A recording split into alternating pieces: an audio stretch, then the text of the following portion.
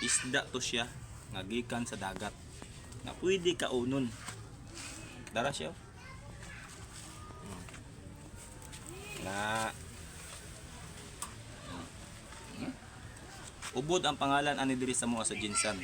Sa Manila, hindi ko alam kung ano pangalan sa inyo. Basta ito, hindi ito nakakahilo.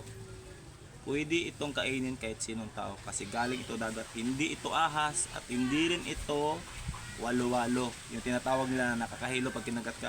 Hindi. Isda po ito kaso lang. Ito lang talaga itsura niya. Kung mapapansin nyo, parang ahas. Pero hindi po ito ahas.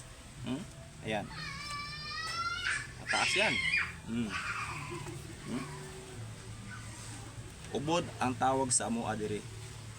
So mao ni ang atoang content karon atong lutuon kay akong anak ani kusog kay mukaon ani. So ato na ning putol-putulon. Tara.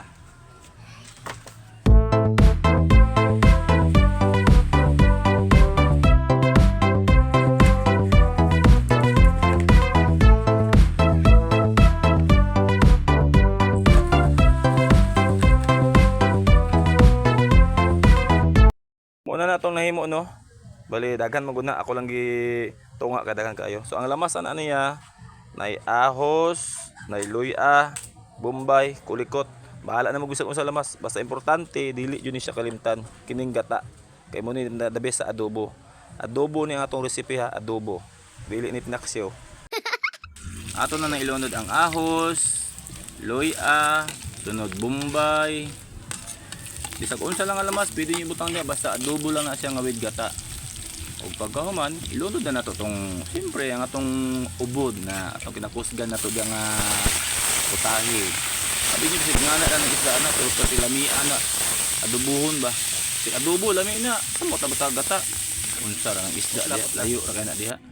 Og siyempre ang atong paminta. Siilin na tong kulikot. Og ingredients diha. Siyempre di yun mawala si Ajinomoto. O ang pato ha, pato toyo di ay. Mao na ang resulta. Tanawa. Para nag-adobo no. Ilunod din ang kinakusgan natong gata. Ayaw yun nakalimti ang gata. Darawa. Pagkahuman ato nang pahubas-hubason kadiyot. Unsa ni resulta? Perte na lamia. Kalamian. Mao na ang resulta. Murag adobong baboy no, umanok. So, mangaon na ta. Ito, buong kutsaraan. Gamiton di ay.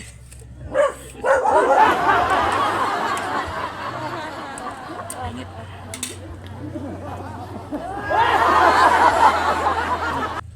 Ingana lang kasi ang kinabuhi sa pobre. Masag pobre ka, at least, dami pagtagsudan, di ba? Nga na, sunod, kita-kita na punta. Mahon ta.